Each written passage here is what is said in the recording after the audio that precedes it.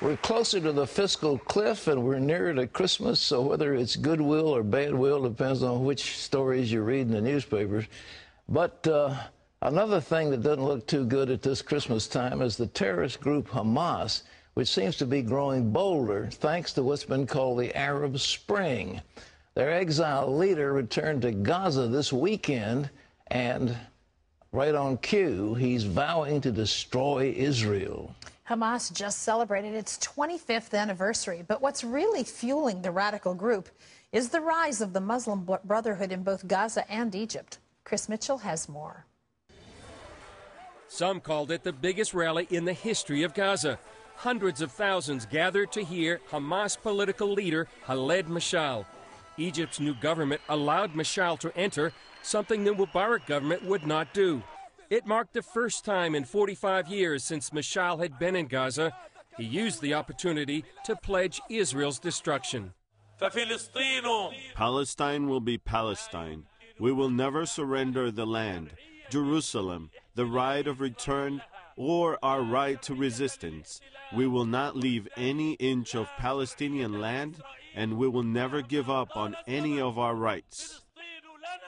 Israeli President Shimon Peres responded to Mashal's speech. He unmasked the real nature of Hamas.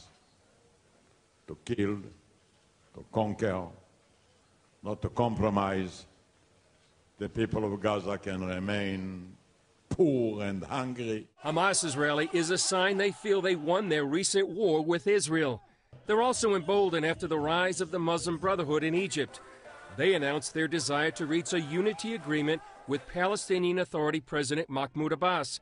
Some have speculated Mashal could one day be a candidate for president of the PA.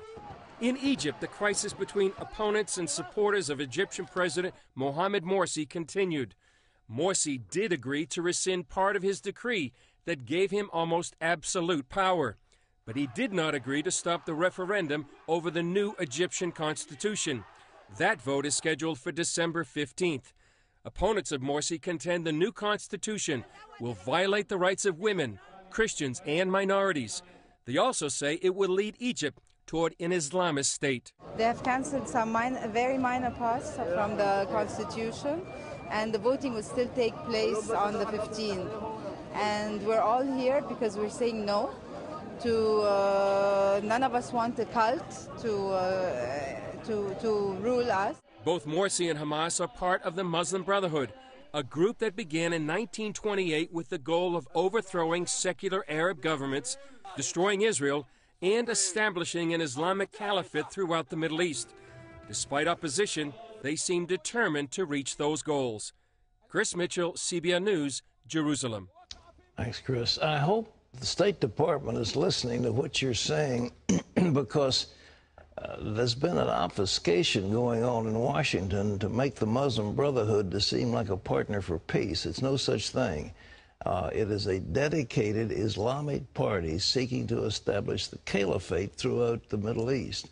And what Morsi has tried initially, they say, well, he's backed off a little bit from some of his demands. Indeed, he has, but that's only a fig leaf, in a sense, over the overall referendum. He's asking the Egyptian people to approve. Hopefully, they're smart enough to turn him down. Well, as Chris mentioned, Egypt's new constitution would harm Christians and other minorities. And Lee Webb takes a further look at what's going on. Here's Lee. Pat, a prominent Egyptian-American pastor says Coptic Christians are absolutely terrified by what Mohamed Morsi is doing in Egypt. Dr. Michael Youssef was born in Egypt and moved to the U.S. in the 70s. He's now senior pastor of one of Atlanta's largest churches. And I recently spoke with him about the Muslim Brotherhood's attempt to pass a new constitution in Egypt. I was reading through all the items that they have changed, and they are absolutely have destroyed the rights of minorities and women and servitude. It's just, it's literally going back to the Dark Ages instead of moving on with modern times. A Christian leader, he said, we are between the rock and a hard place.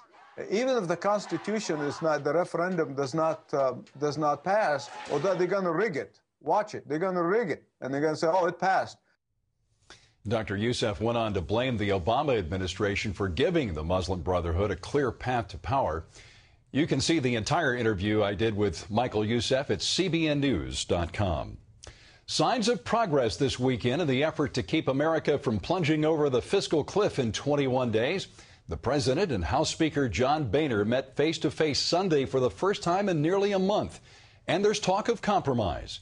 Some GOP lawmakers now say they are open to raising taxes on higher income earners if Democrats consider holding the top rate below 39.6%. And one leading Democrat is putting entitlements like Medicare on the table.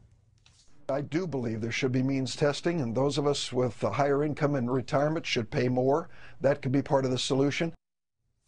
Some lawmakers believe a deal is needed this week if there is going to be congressional approval by the end of the year. We'll see.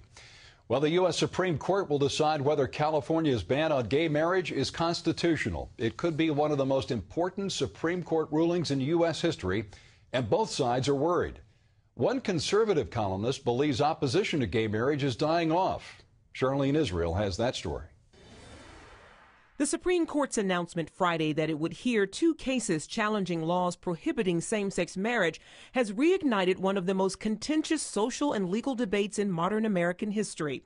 Sunday, conservative columnist George Will said he believes the election proves opposition to gay marriage is coming to an end. There is something like an emerging consensus. Quite literally, the opposition to gay marriage is dying. It's old people. This week in Washington state, hundreds of homosexual couples lined up to collect marriage licenses after the governor signed off on the voter-approved law legalizing gay marriage. But some believe the Supreme Court could uphold California's ban on same-sex unions. Even supporters of same-sex marriage see 41 reasons to be concerned.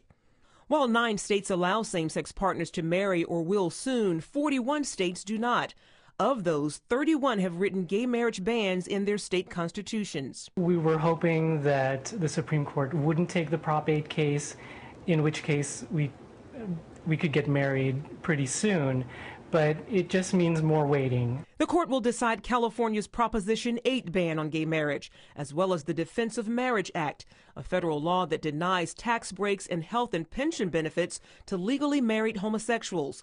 Some supporters of traditional marriage are optimistic. I expect 4 or 5 justices to uphold Proposition 8. Why? Because the Constitution of the United States doesn't have marriage in it, and the 10th Amendment says what is not in the federal powers belongs to the states. But others fear a federal mandate for all 50 states. The ultimate question is whether the Supreme Court is ready to issue what you might call a Roe v. Wade of same-sex marriage, to actually declare that it is unconstitutional for any state to limit marriage to unions of one man and one woman. Charlene Israel, CBN News.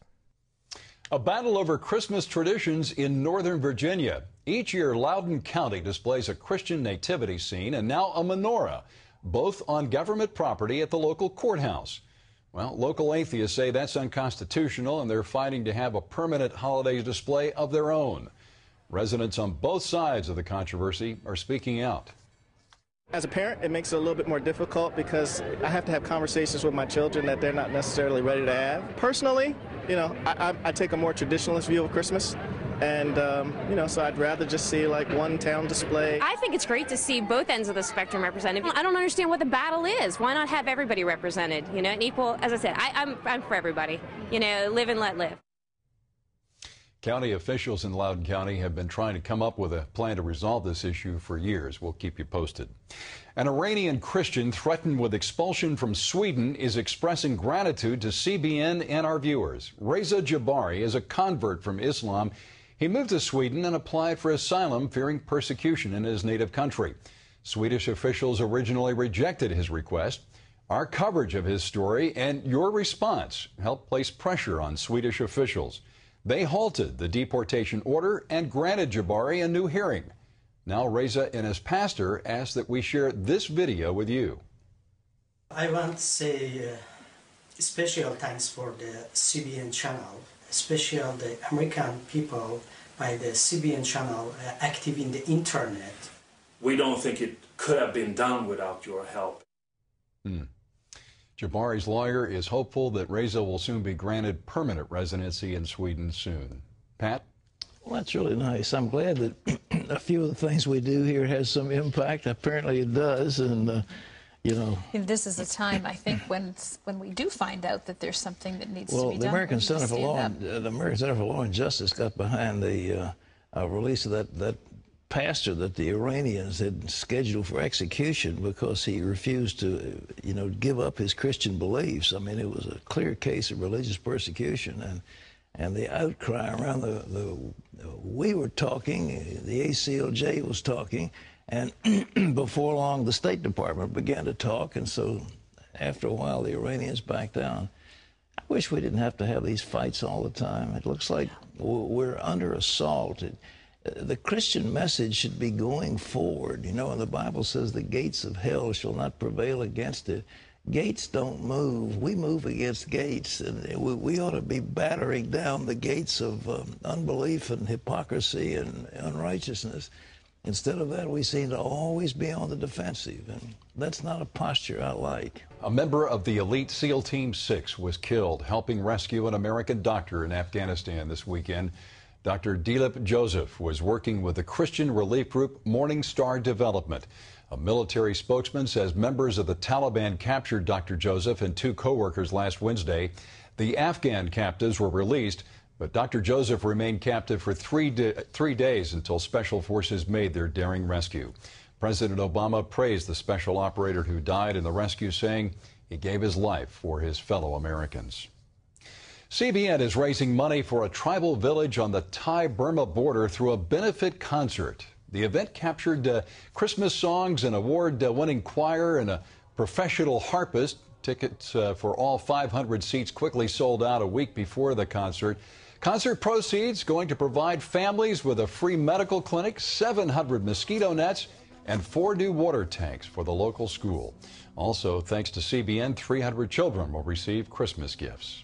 You can find out more about what CBN is doing around the world by logging on to cbn.com/international.